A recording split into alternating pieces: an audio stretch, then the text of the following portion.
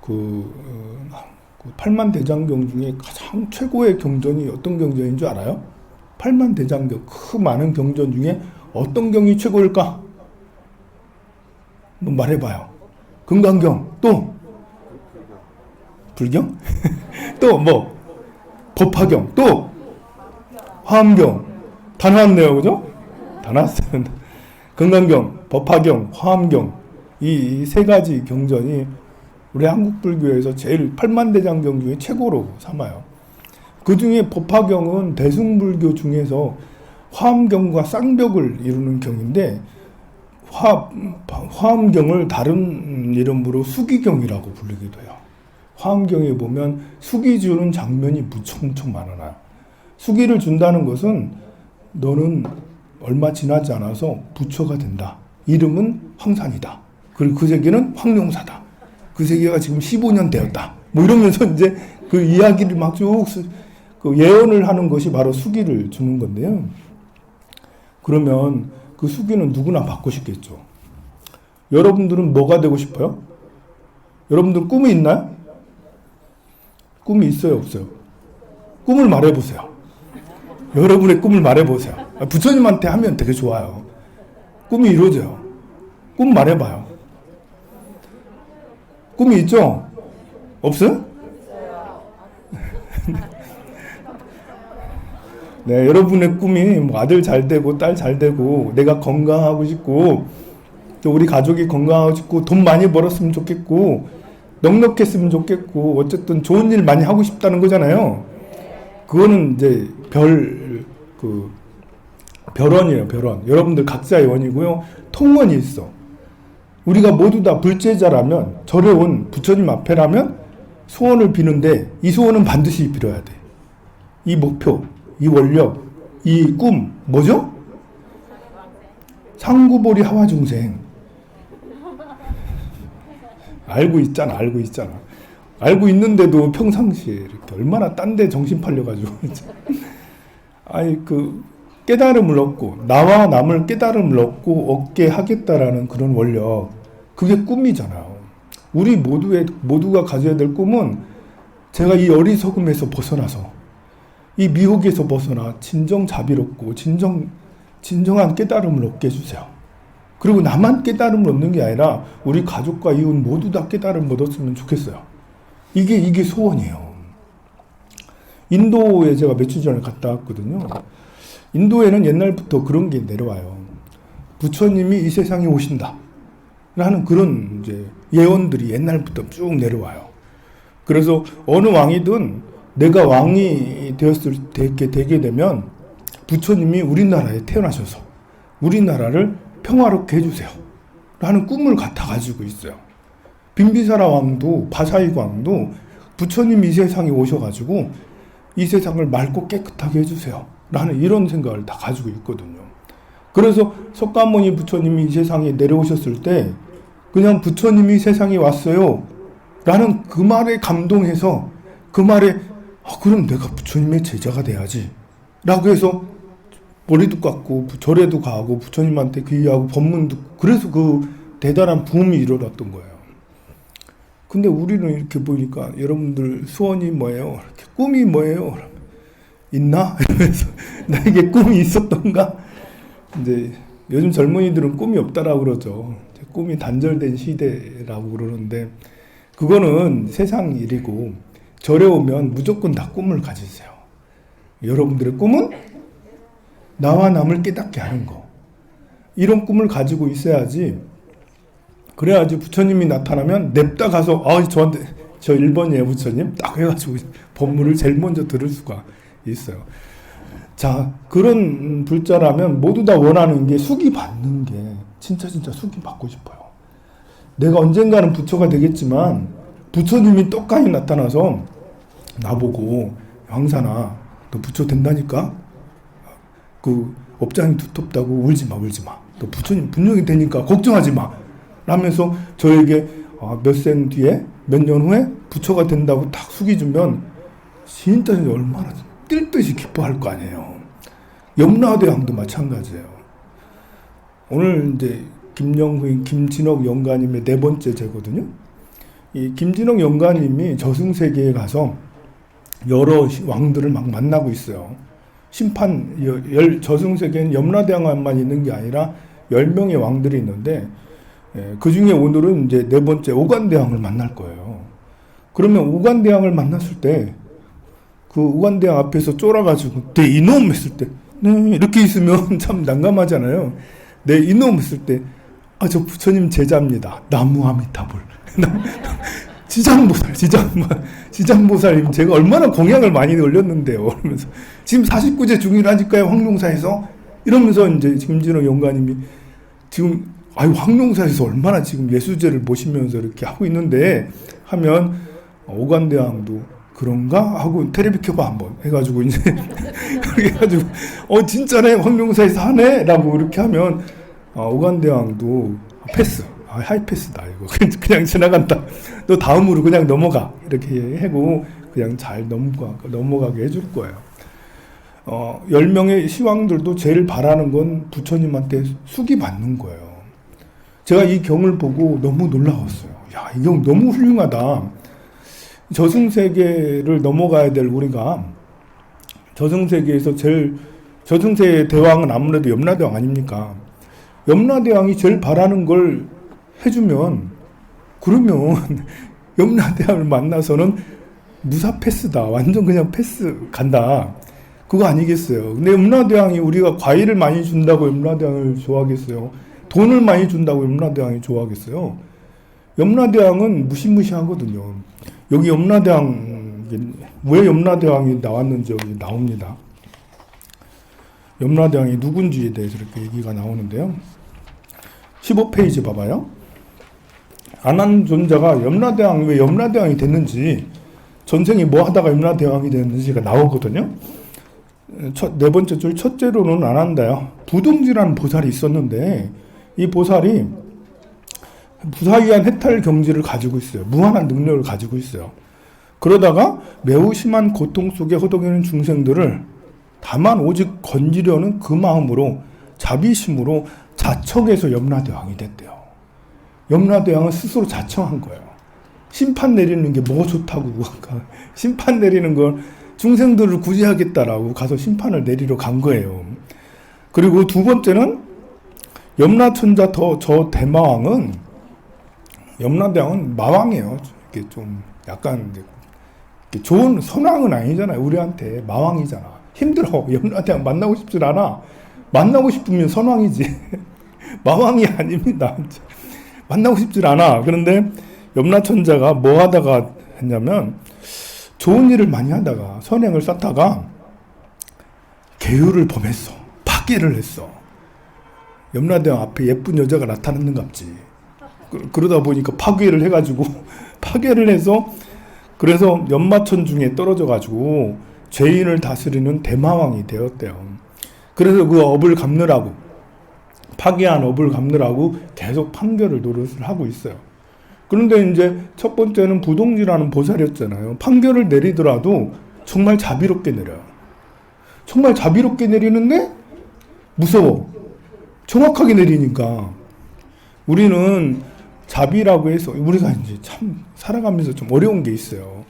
여러분들 절에 다니니까 착해야 되잖아요.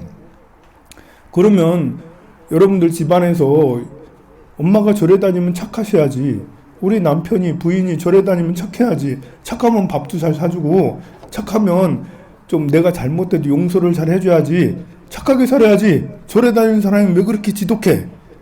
이런 말 한 번씩 듣잖아요. 그죠? 그러면 내가 절에 잘못 다녔나? 이 생각을 할 수가 있는데, 염라대왕은 사실 지독해요. 염라대왕은 정의가 완전히 이렇게 저울을 가지고 있잖아. 저울. 염라대왕의 저울은 한 치의 오차도 없다라고 그래요. 너무 냉정한 거예요. 정확하게 판결을 내리는 게 자비로운 거예요. 그러니까 용서하는 것도 자비롭지. 관세음보살은 용서를 많이 하시지. 그지만 자비로운 것이 꼭 이렇게 지혜로운 것은 또 아니다. 모든 걸 용서하는 것이 꼭 자비롭다 할 수는 없다. 염라대왕 같은 자비도 있는 거예요. 철두철미하게 죄 지은 건 죄값을 갚게 하는, 죄값을 다 치르게 하는 이것도 자비의 하나인 거예요. 우리는 두 가지를 고민해야 돼요. 자비라고 해서 무조건 용서해주고 괜찮아 네가 할 만큼 했으니까 늘 용서해줄게 이렇게 하는 것도 필요하고, 또 염라대왕처럼 그래도 죗값은 치러야지, 값을 다 치러야 돼, 이거 정확하게 판결을 내리는 이런 것도 중요합니다. 어느 것이 옳은 건지는 알 수 없어요. 염라대왕처럼 철두철미하게 죗값을 다 따지는 게 옳은 건지, 아니면 관음보살처럼 그래 괜찮아 너 힘들었으니까 더 이상 안 해도 괜찮아, 너 죄지어도 괜찮아, 불효해도 괜찮아, 내가 다 봐줄게, 내 이름만 불러줘, 이렇게 하는 관세음보살님이든 염라대왕이든 우리는 그 어떤 식의 이 자비, 지혜를 내 스스로 찾아내야 돼요. 그래서 번민하지 말아야 돼요. 때로는 철두철미하고 혹독해야 될 때가 있어요. 그 기준을 여러분들이 잘 정하고 잘 찾아내야 되겠죠. 자, 이런 분이 염라대왕이에요. 그 염라대왕이 제일 바라는 건 성불을 하고자 하는 그런 수기 받는 건데, 이 경은 수기를 주는 거예요. 그렇게 해서 이 경이 염라대왕이 진짜 좋아하겠구나. 저승세계에 가면 이 기도를 많이 하고 염라대왕한테 이렇게 하면 진짜 염라대왕에게 큰 힘을 받겠구나, 이런 생각이 이렇게 될 수가 있습니다. 자, 염라대왕은 이렇게 한다는 얘기를 많이 있고요. 그 중에 또 이렇게 이야기가 있다가 17페이지 맨 아랫줄, 이렇게 여러 가지 과보가 있다 하더라도 그렇지만 않은다야 이와 같은 경우라도 예수 시황 생칠경을 읽고 외고 베끼거나 시황상을 조성하여 지성으로 참여하면 염라왕궁의 업경대의 그 기록이 남는다면 저승세계 염라왕이 그 업경대의 기록을 보고 환희심을 일으켜 그 죄인을 풀어준다 라고 했습니다. 예수 시황 생전 예수제를 하는 이유가 그래요. 살아있을 때 49제를 지낸다는 의미가 있거든요. 49제를 쭉 지내는데, 여러분들 저 위패 저 안에 내 이름이 저기 써져 있어요. 한번 가서 확인해 보세요. 제 이름도 있어요. 제 이름은 제일 앞에다가 여기다가 이렇게 떡하니 현호 스님, 도성 스님, 벽안 스님, 황산 스님 떡하니 해놔가지고 아침에 딱 보면서 내게 제일 앞에 있네 라면서 내가 오늘 죽어서 위패에 올라가는 거. 저기 위패에 올라갈 일이 여러분들 있겠어요? 저 단에? 저거 죽어서 올라가는 데거든요. 그런데 이제 오늘부터 이제 다 죽었어요, 여러분들. 여러분들 다 죽어가지고 살아있는 사람이 영가님들입니다, 여러분들을 다. 오늘부터 영가 생활을 시작하는 거예요. 자, 여러분들은 오늘부터 영가로 새로 태어났어요. 이제 여러분들 각자 집에서 살아가는 삶을 살아가되, 오늘부터 새로 태어나는 저승세계에 새로 태어나서 49일 동안에 여러분들이 49일 동안의 생명을 가지고 태어난 거예요. 그러니까 오늘부터 49일의 생명, 4월 19일 날 죽습니다, 여러분들. 오늘 태어나서 49일 날 죽는 거예요.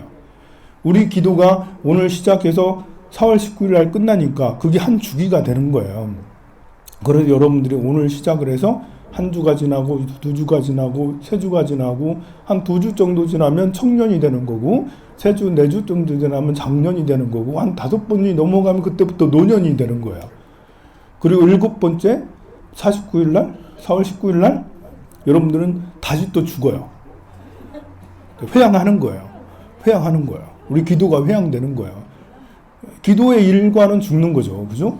오늘 기도가 태어나는 거고 49일째 되는 날이 기도가 죽는 거예요. 기도가 열반이 되는 거예요. 죽는다고 해가지고 꼬닥 해가지고 이제 하는 것보다도 우리는 죽음을 열반이라고 하잖아요. 열반은 새로운 또 시작이 되는 거거든요. 여러분이 4월 19일 날 기도가 끝나면, 기도가 열반에 들면, 그러면 새로운 삶이 4월 20일 날은 새로운 삶을 또 살게 되는 거예요. 그래서 우리는 이 몸은 엄마 뱃속에서 태어나서 이렇게 생명을 가지고 이렇게 80년, 100년을 이렇게 살지만 그 안에 나고 죽는 것들이 많아요. 가장 짧게는 하루 아침에 일어나면 태어나는 거고, 저녁에 이렇게 잠에 들면 죽는 거예요. 아침에 태어났다가 저녁에 죽는 거. 그런 것도 하루에 한 주기가 되는 거고요. 그리고 제가 12년을 한 주기로 이 말씀을 드렸잖아요. 인년부터 새로운 시작이 된다. 이제 하루가 그렇지만 1년을 보면 2월, 인월이죠. 봄부터 지금 2월 말이잖아요. 3월 1일이네요.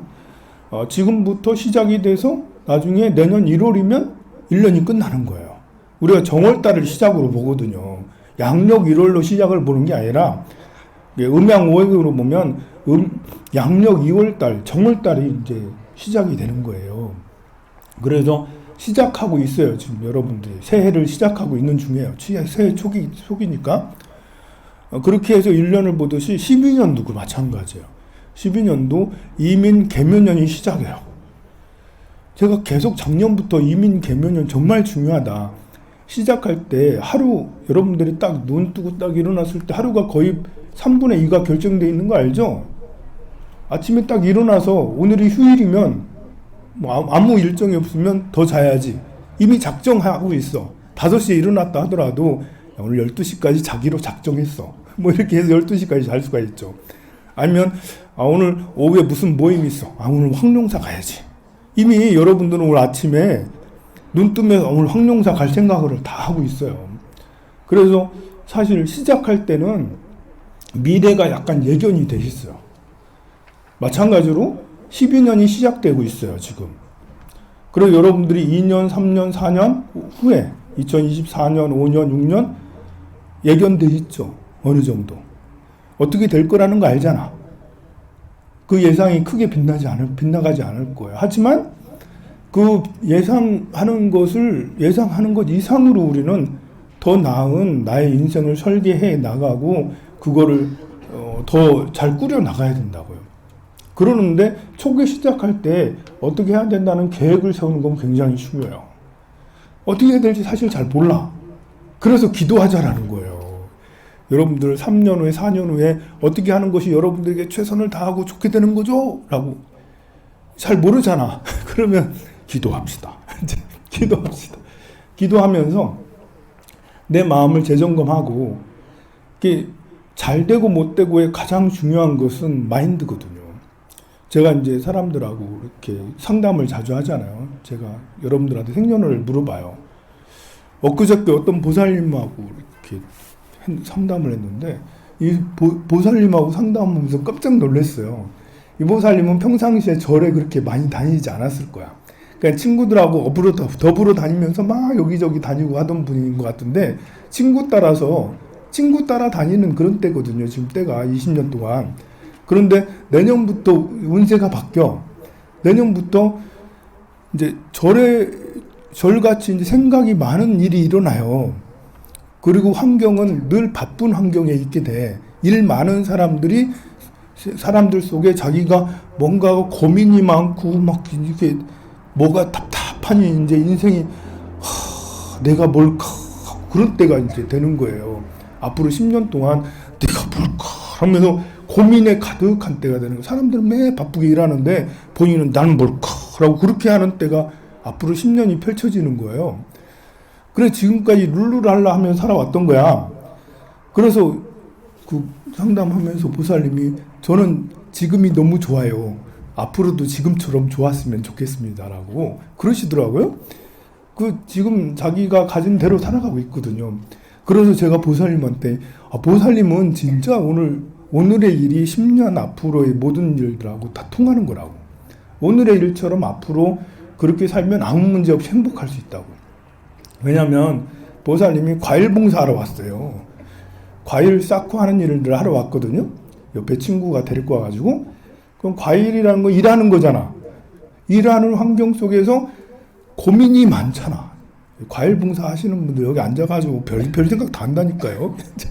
부처님 앞에서 뭐 이거 하면 좋다느니 뭐 하다니 스님이 하면 좋다는데 공덕을 지으면 좋다는데 뭐가 잘 됐으면 좋겠는데 뭐가 안 자꾸 이렇게 다 뭐 이런 거 있다고. 그러니 이 모습이 그 모습인 거예요. 일이 많은 환경 속에서 고민이 가득한 뭔가 생각이 가득한 이런 거라고. 그럼 절에 다니면서 과일 봉사 같은 봉사를 하면서 절에 다니면 사실 앞으로 10년은 아무 걱정이 없어요. 근데 그걸 안 하시면 지금까지 사람들을 억수로 많이 만나왔는데 내년부터는 사람이 3분의 2가 팍 끊겨요. 여러분들이 살면서 사람이 막 우르르 몰릴 때가 있고요. 사람이 팍 끊겨서 혼자 외로움을 즐기면서 난 원래 고독한 사람이야. 이제 집안에 있으면서 고독을 즐기며 커피 한잔 해야지. 이렇게 이제 그럴 때가 생겨요. 이분이 그럴 때 앞으로 10년 동안은 고독을 즐기면서 사람이 나를 찾지도 않아. 나도 별로 보고 싶지도 않고. 그래서 사람이 다 끊어지는 이런 때거든요. 자, 앞으로 10년들이 어제, 오늘, 지난해, 올해가 여러분들이 생각했던 것들이 앞으로 이루어진다라고 생각하면 돼요. 그래서 이번에 예수 시황 생칠제, 생전 예수제 하면서 이렇게 기도를 하다 보면 열정이 막 솟아요.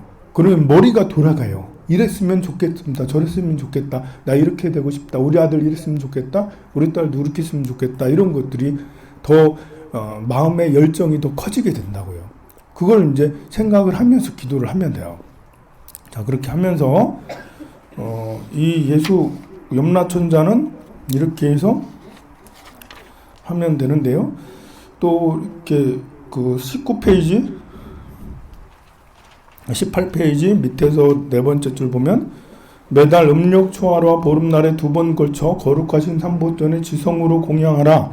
첫 번째로 진광대왕, 두 번째로 초광대왕, 세 번째로 송제대왕, 네 번째로 오관대왕, 염라대왕, 변성대왕, 태상대왕, 평등대왕, 도시대왕, 전륜대왕 이 시왕단을 설치하고 기도 축연하되 주소 생년 이름 적은 축원장을 작성하고 판관들과 기관들과 장군들과 동자, 사자, 관전으로 지성으로 구축하면 그러면 선업기록 관리하는 명부세계 선업돈자 그리고 천조관 지부관에 이 내용을 보고한다고 합니다. 그러니 우리가 보통 이제 염라대왕이 어쩌고 저승사자가 어떻고 하는 내용이 다 여기 있어요.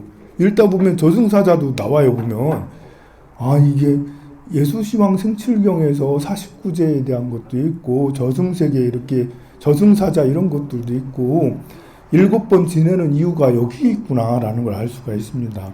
그리고 축원장을 적어서 축원문을 읽어주고 하는 것도 공양 올리고 하는 것도 여기에 지금 기록이 돼 있잖아요. 그래 좋은 곳에 태어나길 발언하고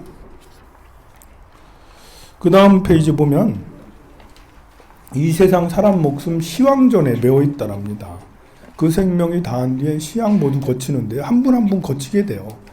진광대왕, 초광대왕 순으로 생칠제 중 만일 한 제가 빠뜨려지면 그러면 빠진 왕이 억류되어 계속되는 고통 속에 빠진 왕이 너 이놈 못 지나가. 가만히 있어. 넌 조사를 더 받아야 돼. 너는 철저하게 받아야 돼. 해가지고 그 왕 밑에 오늘 도시대왕인데 네 번째 제니까요. 김준호 연가는 네 번째 제를 안 지내면 도시대왕한테 갇혀가지고 도시대왕한테 억류돼가지고 심판을 세세하게 조사받는다는 거예요. 압수수색 한 번 더 받는다는 거예요. 그렇게 한다고 빠진 왕에 억류되어 계속되는 고통 속에 새로운 몸 받을 생각 전혀 못한대요. 그렇게 해서 100일, 1년, 3년, 10년, 100년을 지체한다라고 이렇게 얘기가 나오죠. 바로 이때 이제 지장보살을 비롯해서 여러 보살들 광명으로 현신해서 이렇게 기도를 하면 된다고 나옵니다.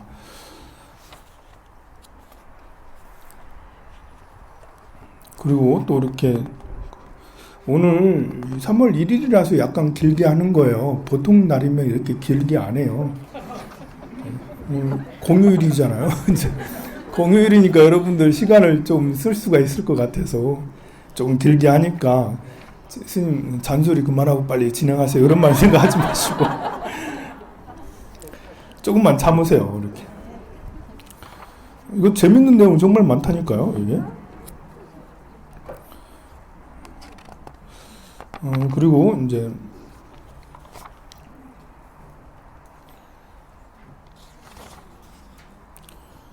27페이지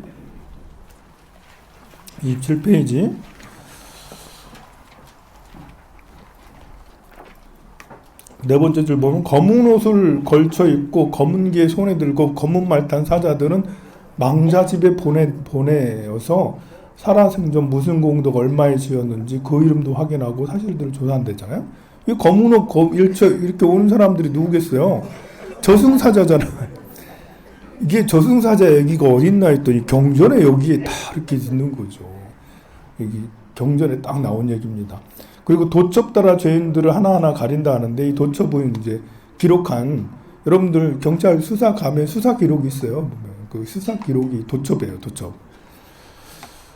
그래서 한 다음에 사후 첫째로 7일간은 진광대왕이 담당한다. 첫 번째 7일은 진광대왕을 계속 만나는구나. 두 번째 7일은 초광대왕을 만나는구나. 세 번째 7일은 송제대왕을 만나는구나. 49일 동안 10명의 왕을 순차적으로 축축축축 지나가게 되는 거죠. 그렇게 해서 일곱 번째는 평등대왕, 태산대왕을 일곱 번째 만나죠.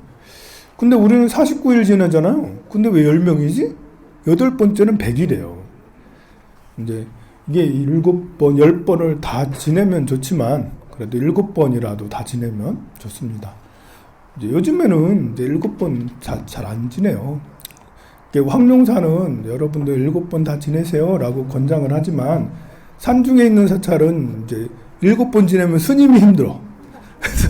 스님들 일단은 연세가 많으셔. 그래가지고 기도하기도 힘들고 시내 장 보러 가기도 힘들어.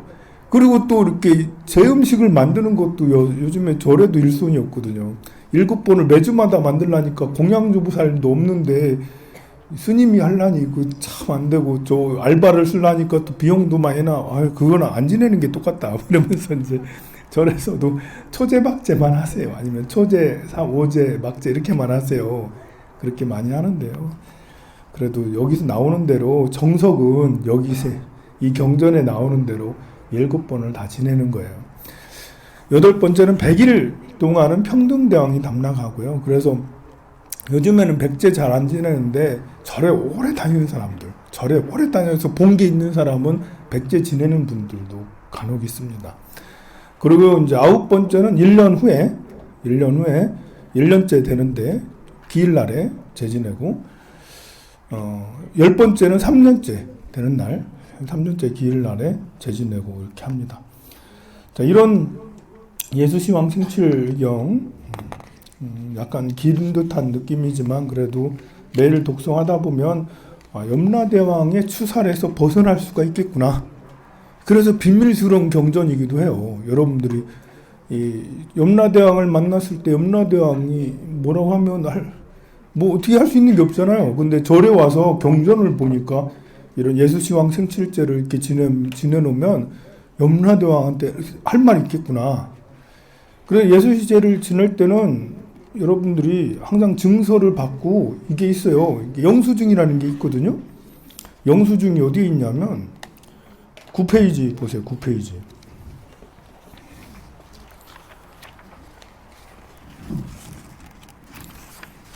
9페이지, 10페이지 있잖아요. 이게 사실 영수증이에요. 나중에 여러분들이 이제 그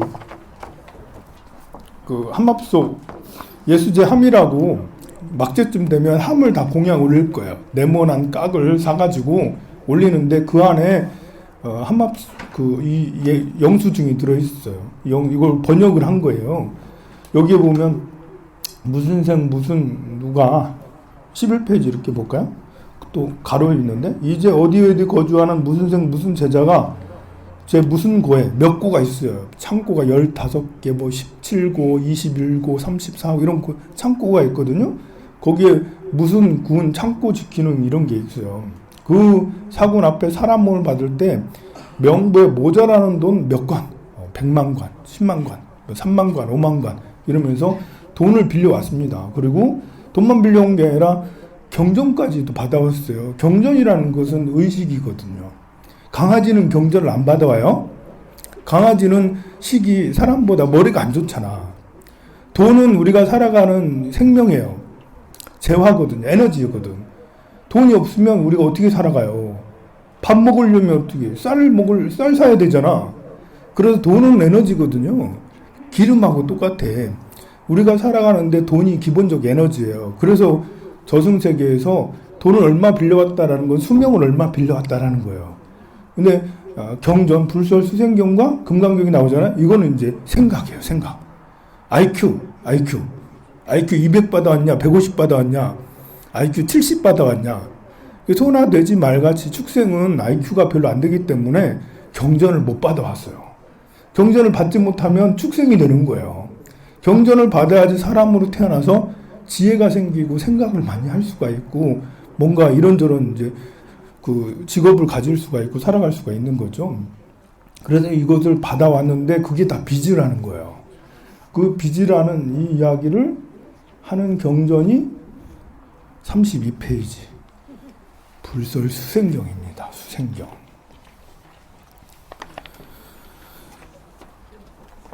32페이지 중간쯤에 보면 12가지 띠를 따라서 남선부주 거친 세상에 사람으로 태어날 때 누구누구 할 것 없이 생명줄을 이어준 돈 수생전이라는 게 생명돈이에요.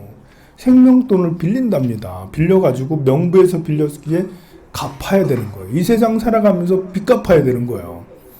빚을 잘 갚으면 장수하고 살아가는데 편하고 살아가는데 행복하고 나한테 이롭고, 빚을 안 갚으면 안 갚고 계속 빚만 지면 그럼 살아가는 게 너무 힘든 거예요. 빡센 거예요. 직업도 갖기가 어렵고 뭐가 안 되고 그 말 하는 거예요.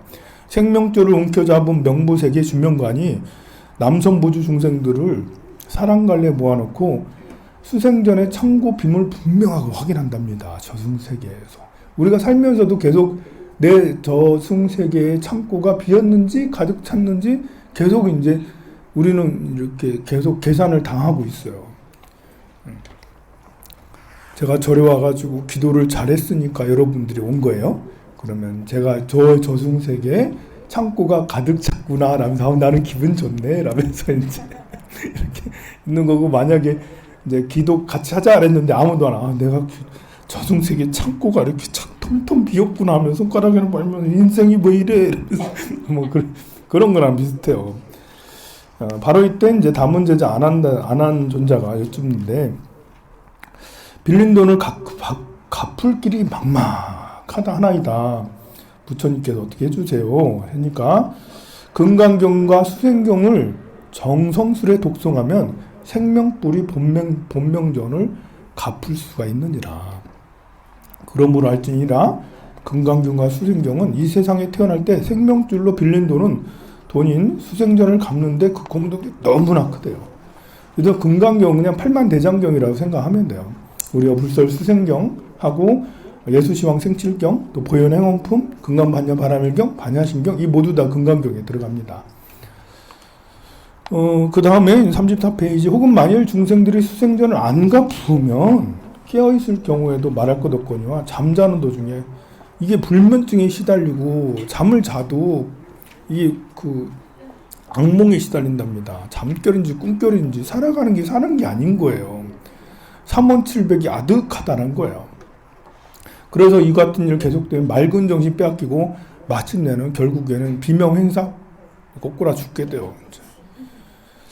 온갖 소리 모든 데와 한결같이 몰아내고 사람 혼백 잡아당겨 정신 없애버린답니다.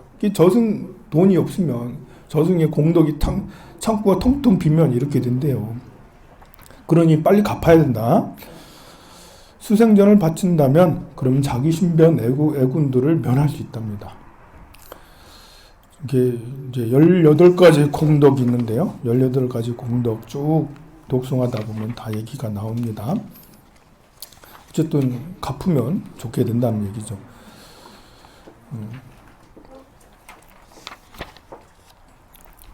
자, 이래서 이제 수생경은 전생에 빚을 졌다. 우리가 이제 애수제를 지내는 게 두 가지 이유가 있습니다. 첫 번째는 염라대왕의 난에서 벗어난다고, 그래서 이제 이렇게 그 미리 49제를 지내는 그 이유고, 두 번째는 빚을 갚는 거예요. 너는 왜 사니? 라고 했을 때 여러분들 난 왜 살까? 그런 생각 한 번씩 하잖아요. 근데 그 왜 살까 하는 데는 여러 가지 이렇게 이유가 있어. 나는 내가 살아가는 이유는 깨달음을 얻기 위해서 살아간다. 그런 것도 하나의 이유고, 내가 살아가는 이유는 빚을 갚기 위해서 살아간다. 우리가 이게 빚을 갚는다는 생각이 얼마나 중요하냐면, 빚을 졌다는 생각을 안 하면 자존심이, 암만심이 세서 내가 잘못한 것도 없는데 왜 맨날 피해보지? 내가 왜 맨날 사줘야 되고 맨날 뭐 이렇게 자꾸 뜯겨야 되고 뭐 이러는 거야? 내가 세금을 왜 내야 돼? 세금 내는 게 나라가 우리를 보호해주니까, 지켜주니까 세금을 내야 되잖아요. 그래서 세금 많이 내는 건 나쁜 게 아니에요. 잘 못 쓰이니까 여러분들이 기분 나빠서 그렇지.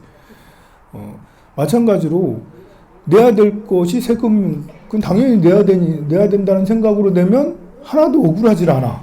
근데 왜 내야 되지? 누구는 탈세도 하는데 내가 왜 더 내야 되지? 하면 그때부터 억울하기 시작하고 살아가는 게 너무 힘들어. 낼 때마다 기분 나쁜 거예요. 그런 것처럼 우리 살면서 이게 빚진 것들이 돌아올 때가 있어요. 이제 형제들한테 이제 내가 잘 살 때면 형제들이 꼭 나한테 받으러 와요. 그럼 여러분들은 조금 주고 말지, 아니면 안 주거나. 우리가 이제 나이가 40이 넘고 50이 되면 네가 일 책임져야지, 나한테 왜 와? 이러면서 필요 없어, 하지 마! 라고 그렇게 하는데 그게 아닌 거예요. 빚진 게 있으니까 형제가 나한테 온 거예요. 지금 이 생에 빚진 게 아니고 전생에 빚진 게 있으니까 형제가 나한테 온 거예요. 부모나 형제는 나의 다른 모습이에요. 나는 나 혼자만 따로 존재하는 게 아니고 나의 다른 모습이 제일 가까운 게 부모, 형제입니다. 나의 제 두 번째, 세 번째 몸이 있다면 형제와 부모예요. 그리고 부모님한테는 반드시 빚을 갚아야 되는 거죠. 여러분들은 빚을 많이 갖고 있잖아. 여러분들 자식들은